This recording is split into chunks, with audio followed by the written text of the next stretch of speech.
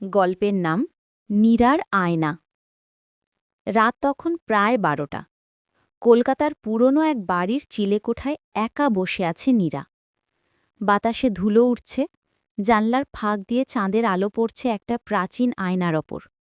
আয়নাটা সে পেয়েছিল তার দিদিমার পুরনো ট্রাঙ্কে, একটা চিঠির সঙ্গে, যেখানে শুধু লেখা ছিল, এই আয়নায় তাকিও না পূর্ণিমার রাতে।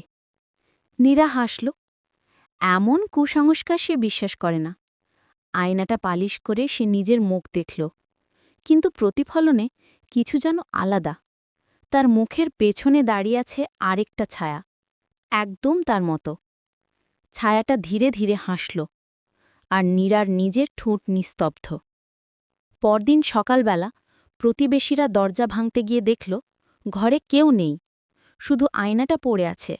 তার কাঁচের ভেতরে এক মেয়ে দাঁড়িয়ে আছে, অবিকল নীরার মতো, চোখে অনন্ত ভয়। সেই থেকে যখনই ওই পুরনো বাড়িতে কেউ পূর্ণিমার রাতে যায়, তারা শুনতে পায় ফিসফিস করে কেউ বলে, তুমি কি আমায় দেখছ?